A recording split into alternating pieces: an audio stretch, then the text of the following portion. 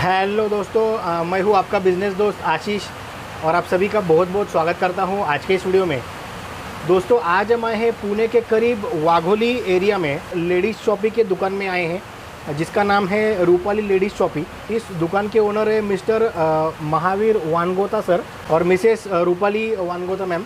तो दोस्तों, आज हम सर से और मैम से लेडीज़ शॉपी के बिज़नेस के बारे में जानकर लेंगे कि कैसे ये बिज़नेस किया जाता है, किस तरह से आप इस बिज़नेस में सफल हो सकते हैं। सर, आपका बहुत बहुत स्वागत है। नमस्ते। हमारे इस वीडियो में सर, हमारे जो देश की जो महिलाएं हैं या फिर जो लड़कियां हैं तो छोटा बड़ा दुकान का बिज़नेस करना चाहते हैं, तो सर हम लेडीज़ शॉपी के बिज़नेस के बारे में थोड़ी जानकारी लेंगे, चलेगा ना सर? बिल्कुल चलेगा। लेडीज़ शॉपिंग के लिए ज़्यादा तो इन्वेस्टमेंट नहीं लगता है। अच्छा। और इसमें मार्जिन भी बहुत अच्छा रहता है। अच्छा। जैसे आप होलसेल में से माल खरीदते हैं तो आपको उस माल के ऊपर लगभग 40% 50% ऐसा आप मार्जिन खुद रख सकते हैं। सर, लगभग अभी आपका ये जो दुकान है काफ़ी पॉपुलर है यहाँ पे। सर, लगभग कितने दिनों से आप ये काम कर रहे हैं? ये हमारा दुकान अभी 2.5 साल हो गया। 2.5 साल में हमारे बहुत अच्छे कस्टमर इधर जमा हो गए। अच्छा।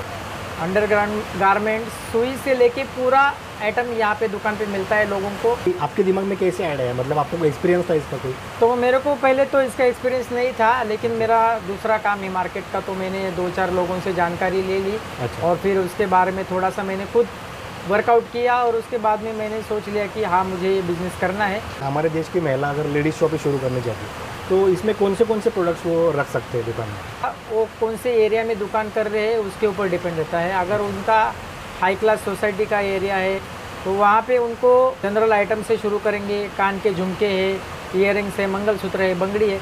बंगड़ी रेगुलर लगने वाली चीज़ है। कान के झुमके रेगुलर लोगों को फैशन पसंद आती है। हर टाइप में नया फैशन का माल आ जाता है। बहुत कम लागत में अच्छा बिजनेस वो अपना ग्रोथ कर सकते हैं। और बाकी अंडर गारमेंट्स भी रखने चाहिए। अगर आपकी जगह वैसी है, आपके पास दुकान थोड़ा सा बड़ा है, तो आप हर एक चीज़ वहाँ पे रख सकते हैं। अंडर गारमेंट्स में बहुत सारी वैरायटी भी आती है। हमारे पास भी बहुत सारी वैरायटी है। ये जो दुकान है अभी यहाँ पे तो ज़्यादातर महिलाएं कस्टमर होती है, तो अभी ये दुकान आप चला रही है या मैम चला रही है? नहीं, ये दुकान तो मैम चला रही है। अच्छा। इनके लिए ये खासी दुकान मैंने डाला हुआ है। अच्छा। तो ये भी इधर अच्छी तरह से बिजनेस कर पाते हैं, क्योंकि ज़्यादातर महिलाओं का सामान है। तो महिलाएं यहाँ पे आती है तो उनको हिचकिच नहीं होती है, तो इस हिसाब से वो खुल के बात करते हैं उनसे। मैम, थोड़ा आपको पूछना चाहूँगा, अभी सर तो उनके काम में बिजी होते हैं, तो क्या आप अकेले दुकान चला सकते हैं? हाँ, चला लेती हूँ। अच्छा, मतलब जैसे ऑर्डर देना हो तो सभी हाँ, आप? जो कॉमन आइटम है उसका दे देती हूँ मैं। अगर कुछ ऐसा होगा कि उसमें ज़्यादा वैरायटीज रहता है या तो फिर दोनों जाके शॉपिंग कर लेंगे या तो और ये जो सामान है ये आपको खुद जाके लाना पड़ता है या जगह पे आ जाता है? नहीं। हम खुद लाके सिलेक्ट करके फिर लेके आते हैं। कपड़ा वगैरह सब चेक करके फिर लेके आते हैं। अच्छा, आप खुद जाके? फोटोज वगैरह देख के हम लोग उस पर ऑर्डर नहीं डालते। और इसका मैम मतलब जो बड़ा मार्केट है, होलसेल मार्केट, ये कहाँ से ज़्यादातर अच्छा माल किधर मिलता है इसमें? ये आपको अच्छा माल मुंबई में मिलेगा, सुतार चाल में। अच्छा। वहाँ पे कॉफरोड मार्केट भी है, मनीष मार्केट भी है। बहुत सारी वैरायटी मिलेगी, थोड़ा सस्ता भी मिलेगा। अच्छा। वैसे पूना में भी मिलता है, लेकिन पूना से बेटर है मुंबई में आपको अच्छे से सामान मिल जाएगा। मतलब मुंबई में थोड़ा सस्ता मिलता है? मुंबई में सस्ता भी मिलेगा, वैरायटी मिलेगी। जैसे सर, अगर कोई ये बिज़नेस शुरू करना चाहता है कोई महिला, तो कौन से चीज़ों का ख्याल रखना चाहिए शुरू में? सबसे मेन बात तो ये ध्यान में रखनी है कि आपको जो माल लेना है वो डेड ना हो जाए। आपका डेड स्टॉक ना बने। स्टॉक ना बन जाए। इसके ऊपर अगर आप ध्यान देंगे तो आपको इस बिज़नेस में लॉस नहीं होगा। अभी हमारे पास में इतने सारे मंगलसूत्र है, जैसे वैरायटी है, तो इसमें सब में हमने एक ही चीज़ के 4-4 5-5 पीस नहीं है, सबके थोड़े थोड़े वैरायटी में है। बराबर। तो इस बात का ख्याल रखिए। और कोई भी चीज़ को मतलब अगर डस्ट होती है तो थोड़ा सा उसको साफ़ सुथरा रखना चाहिए। कस्टमर को साफ़ सुथरा देख के वो कस्टमर ले सकता है। ले सकते हैं। और डेड स्टॉक ना हो उसके लिए मतलब क्या तरीका है के लिए? नहीं, ऐसे कोई इसके लिए ये नहीं है, प्रोविज़न नहीं है कि आपका स्टॉक डेड ही ना हो। नॉर्मली ये आइटम ही ऐसे कि इसमें थोड़ा बहुत डेड स्टॉक रहता ही रहता है, लेकिन वो डेड स्टॉक आपका जो आप दूसरा मटेरियल बेचते हो उसमें उसका अमाउंट कवर हो जाता है। आपने 11 पीस बिक चुके हैं, उसमें से 1 पीस रहेगा। 11 पीस में आपको उस 1 पीस का पैसा आ चुका होता है। बराबर। मार्केट में अभी क्या ट्रेंड चल रहा है उस हिसाब से, और अभी बहुत सारे ऑप्शन है लोगों के पास में, ऑनलाइन भी दिखता है, सब कुछ है। थोड़ा ट्रेंड देख के सामान खरीदना चाहिए। बराबर। अभी सर आपने ऑनलाइन के बारे में बताया, तो क्या ऑनलाइन की वजह से दुकानदारों का बिजनेस पे फ़र्क पड़ सकता है? लॉकडाउन के बाद में थोड़ा बहुत फ़र्क पड़ा है, लेकिन फिर भी जो चीज़ सामने देख के लोगों को लेने में आसानी हो जाती है वो ऑनलाइन पे देख के लेने में आसानी है। ऑनलाइन में दिखता एक है और आता अलग है। बराबर। तो उसके हिसाब से और उनके रेट में अगर कुछ भी जितना सस्ता आएगा तो उस हिसाब से ही उसका क्वालिटी आएगा। उच्चर फोटो में थोड़ा सा फर्क रहता है, तो इस बात को लोग भी ध्यान दें। मैम अगर कोई लेडीज शॉप भी शुरू करना चाहते हैं तो अच्छा लोकेशन कौन से जगह पे ये दुकान डालनी चाहिए? जिस एरिया में बिल्डिंग्स वगैरह रहते हैं ज़्यादा या तो मार्केट रहता है वो एरिया में ज़्यादा। बराबर। आपने ये लोकेशन कैसे चुना मतलब? हाँ, क्योंकि इधर बिल्डिंग्स वगैरह है ज़्यादा, नया डेवलप हो रहा मतलब हाँ डेवलपिंग है और लेडीज़ लोग कैसे इधर के इधर पैदल आ सकते हैं। है। बराबर। और शुरू में जैसे मैम 2.5 साल पहले से सर ने बताया थोड़ा तकलीफ हुआ शुरू में? तो मैं भी नई हुई है इसमें, मैं भी जॉब करती थी, लेकिन ये बिजनेस का नया तरीका है मेरे लिए भी ये। बराबर। तो पहले हमने जैसे जैसे माइंड में आया वैसे वैसे स्टॉक भरा। लेडीज़ को क्या कुछ लगता है नॉर्मली जो डेली यूज़ के लिए क्या करते हैं क्या नहीं, वो फिर करके लेडीज़ लोग आते थे तब बता देते भाभी ऐसे में नहीं चाहिए, अलग टाइप का चाहिए। तो ऐसे करके करके अभी हमने इतना बड़ा शॉप। बराबर। हमारा पहले बहुत छोटा था, लगभग सब पूरा फर्नीचर वगैरह डिमांड आया वैसे मिला वैसे के फिर बढ़ा के गए। बड़ा 2-2.5 लाख का हमने शुरुआत किया था। अच्छा। तो आज करीबन 6-7 लाख रुपए का यहाँ पे स्टॉक हो गया है। तो जैसे जैसे हमको कस्टमर बता देंगे कि हमको ये चीज़ चाहिए, बराबर। हम उनको वो चीज़ 1-2 दिन का समय लेके उनको वो चीज़ अवेलेबल करके देते थे। और सर अगर कोई किराए पे ये बिजनेस जैसे दुकान लेना चाहता है तो सर किराए का लगभग सर कितना लिमिट या फिर कितना ये होना चाहिए? तो देखिए मेरा भी ये किराए वाला ही दुकान है, तो मेरे को यहाँ पे 7,000 किराया है। अच्छा। और मेरा डिपॉजिट था 15,000 रुपये। तो जैसे जिस हिसाब से लोकेशन है, आपके एरिया में बहुत ज़्यादा पब्लिक है, वहाँ पे बहुत ज़्यादा भीड़ हो जाती है, अच्छा मार्केट है वहाँ पे, तो वहाँ पे आपको थोड़ा सा रेंट ज़्यादा रहेगा, 10-15 हज़ार रुपये रहेगा।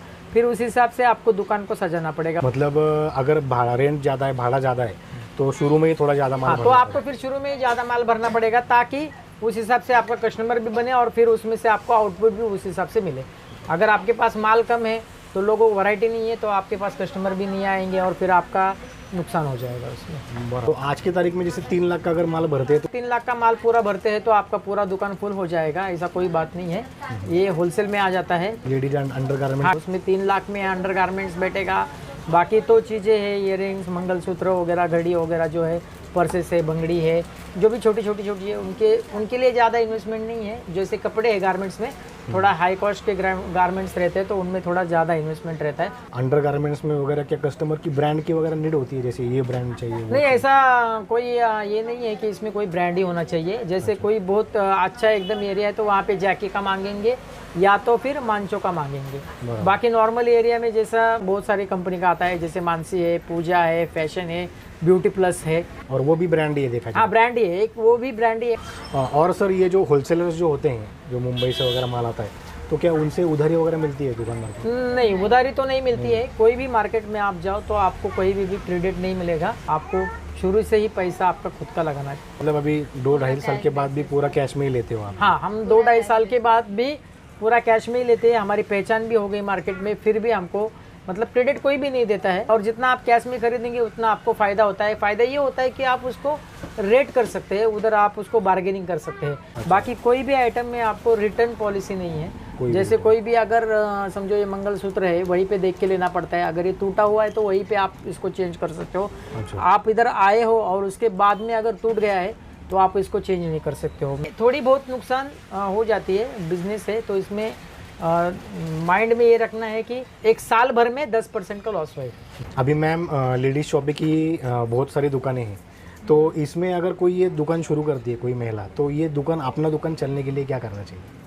कस्टमर को जितना हो सके उतना हम लोग डिस्काउंट देंगे या तो फिर अच्छी वाली क्वालिटी रखेंगे कि बार बार कस्टमर, अगर आपने 20 रुपये का सामान दिया तो 20 रुपये का सामान कितने दिन तक टिकता है, और 100 रुपये का खरीदी किया तो वो कितने दिन टिकता है, वो कस्टमर क्वालिटी और कितने दिन चलता है वो देख के आ जाते हैं कस्टमर वापस। कम से कम 70-80% कस्टमर फिक्स है, जो अपने दुकान बंद रहेगा तो भी कॉल करके आ जाते हैं वापस। और कस्टमर से बात करने का तरीका भी अच्छा होना चाहिए आपका। अगर वो आपकी दुकान में चारों तरफ देख रहा है और उसके ध्यान में आ रहा है कि अपने को कोई चीज़ यहाँ पे दिख नहीं, तो उसको आप बता सकते हैं कि आपको जो दिख नहीं रहा है शायद वो मेरे दुकान में नीचे भी हो, तो उनको पूछ के आप वो चीज़ दिखा सकते हो।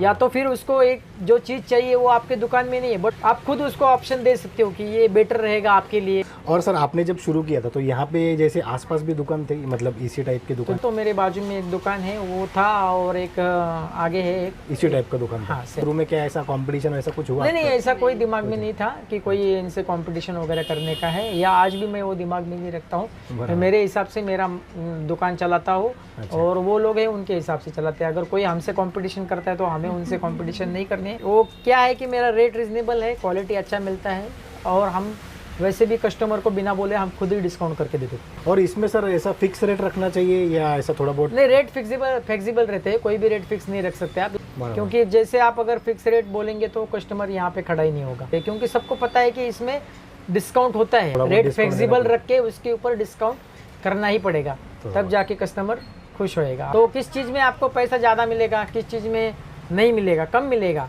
कि कोई चीज़ है आपको आए भाव में भी बेचनी पड़ेगी, ताकि वो यहाँ पे पड़े तो आपकी ख़राब हो जाएगी। उससे अच्छा है कि आप उसको आए भाव में ढकेल दें। बराबर। हाँ, और सर इसमें अगर थोड़ा प्रॉफिट देखा जाए तो प्रॉफिट कितना मिलता है? जैसे ये ज्वेलरी में कितना मिलता है या फिर अंडर गारमेंट्स में कितना मिलता है?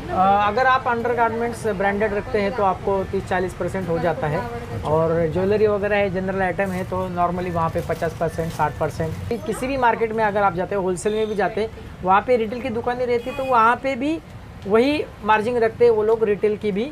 होलसेल बाजार में भी रिटेल जब बिकता है तो वो लोग 50% 60% मार्जिन रख के ही बेचते हैं, क्योंकि हमने वो खुद देखा हुआ है। हम उसी जो होलसेल रेट में जो बेचते हैं हम लोग यहीं पे वो रेट में बेच देते हैं। अच्छा, मतलब जब होलसेलर रिटेल बेचता है तो वो भी 50-60% का मार्जिन रख के ही बेचता है। तो शुरू में 2-3 महीने भाड़ा वगैरह वो निकलता था? नहीं, शुरू में जब हमने दुकान चालू किया था तो हमारा भाड़ा यहाँ से निकलता था, खाली हमको बाकी कुछ सेविंग नहीं होता था। और उसके बाद में ग्राहक कस्टमर बढ़ते गए तो फिर उसी हिसाब से जब पैसा बढ़ने लगा तो यहाँ का जो स्टॉक है वो भी बढ़ने लग गया। बराबर। तो अगर आपको भाड़ा 10,000 भी है तो इस बिज़नेस में आपको दिन भर में इतना सेल हो जाता है कि आपका भाड़ा निकल जाएगा। बराबर। फिर भी सर अभी आपने बताया 10,000 भाड़ा, अगर कोई दुकान का 10,000 भाड़ा है तो वो भाड़ा निकालने के लिए तो कितना धंधा होना चाहिए रोज़ का? अगर आपको 10,000 भाड़ा है तो मान लीजिए आपको पर डे 300 रुपये भाड़ा है। बराबर। तो इस धंधे में आपको 1,000 रुपये 1,200 रुपये का अगर आपका बिजनेस हो जाता है, बराबर, तो भी आपका 300 रुपये भाड़ा निकल जाएगा। फिर भी सर आपको 1,000 रुपये टच करने के लिए कितने टाइम लगा, मतलब शुरू में? तो शुरू में हमको तो ज़्यादा वक्त नहीं लगा, मेरे को भी तो 1.5 महीने से ऊपर, 1.5 महीने के बाद में मेरा उतना 1,000 का शुरू हो गया। शादी वाले सीजन में क्या हो जाता है, लोगों को बहुत सारी नई चीज़ें लग जाती है। तो शादी वाला जो सीजन रहता है, हम लोग क्या करते हैं, रक्षाबंधन में हमारा राखी का भी स्टॉल रहता है, फिर उस हिसाब से वो सीज़न वाला धंधा हो गया, तो उसमें हमको ज़्यादा प्रॉफिट मिल जाता है। सर एक आखिरी सवाल हमारे व्यूअर्स को थोड़ा मोटिवेट करने के लिए, कि अगर सर कोई महिला ये बिज़नेस शुरू करती है और दुकान ठीक ठाक चलती है तो इसमें कितना पैसा मिल सकता है? दिल से अगर धंधा करोगे, दिमाग से मतलब सोच के धंधा होता है तो वो कम हो जाएगा। अगर दिल से करोगे तो डेफिनेटली आपको इसमें प्रॉफिट ज़्यादा ही होएगा। और जैसे मतलब आपका अगर पर डे 5,000 का अगर होता है तो उसमें 1,000 + 500 आपको प्रॉफिट हो जाएगा। अब एक महिला अगर जॉब पे जाती है तो अगर वो 25,000 कमाती है किसी जगह जाके, और वही अगर इस दुकान में अगर वो 5 रुपये का धंधा कम करती है तो 45,000 पर मंथ वो इसको इनकम हो जाएगा। और मैम आप जो महिला है उनको क्या कोई संदेश देना चाहोगे जो ये बिज़नेस शुरू करना चाहती है? बिजनेस मतलब वो जॉब से तो अच्छा है बिजनेस करना, क्योंकि घर पे टाइम देना और जॉब पे टाइम देना तो बहुत मुश्किल होता है। तो उससे अच्छा अगर आप ऐसे कोई भी शॉप डालो तो जो लेडीज़ आइटम तो रेगुलर चल ही जाते हैं, ऐसी कोई भी लेडीज़ अगर शॉप डाली, घर में थोड़ा कोई आया है तो छुट्टी हमें मिलती नहीं है जॉब बोले तो जब आप शॉप डालोगे तो आपके ऊपर डिपेंड रहता है कि कितने बजे खोलना है, कितने बजे बंद करना है, या जाना है या नहीं जाना है। तो बिजनेस में और इनकम भी ज़्यादा मिल जाता है, जॉब से भी ज़्यादा इनकम इसमें बिजनेस में हो जाता है, और घर का भी, बच्चों का भी, सबका ध्यान रख सकते हैं। दोस्तों अभी हम सर के दुकान का छोटा सा टूर करेंगे और मैं डिस्क्रिप्शन में दुकान का एड्रेस और सर का फ़ोन नंबर दे दूंगा, अगर आप चाहो तो यहाँ पे शॉपिंग करने के लिए आ सकते हैं। ऑक्सीडाइज ज्वेलरी है। अच्छा। अभी फिलहाल तो इसी का ही ज़्यादा फैशन चल रहा है। ब्लैक ज्वेलरी भी इसको बोलते हैं, ऑक्सीडाइज भी बोलते हैं, सिल्वर पॉलिश वाला भी ज्वेलरी बोलते हैं। अच्छा। तो अभी मार्केट में इसका ज़्यादा फैशन चल रहा है। ये रानी हार है। अच्छा। ये 1 ग्राम वाला है ये रानी हार। जब बिकता है तो 2,500 2,000 के आसपास में ये जाता है। अच्छा। ये नया फैशन आया हुआ है, ये इक्कत बैग है। अच्छा। जो अभी ज़्यादा ट्रेंड में चल रहा है। अच्छा। इसको इक्कत कपड़ा बोलते हैं। मिनी सैक पैक है, जैसे अच्छा। बच्चों के लिए लगता है, जो छोटे छोटे बच्चे रहते हैं उनके लिए ये मिनी सैक पैक है। तो मैम और सर आपका बहुत बहुत धन्यवाद, आपने हमारे Thank you. व्यूअर्स को इतना डिटेल में समझाया। दोस्तों मैम ने और सर ने इतना डिटेल में समझाया, कमेंट सेक्शन में थैंक यू बनता है मैम और सर के लिए। इस वीडियो को लाइक और शेयर कीजिए, हमारे इस यूट्यूब चैनल को सब्सक्राइब कीजिए। मिलते हैं अगले वीडियो में एक नए बिजनेस आइडिया के साथ, तब तक के लिए गुड बाय दोस्तों एंड टेक केयर।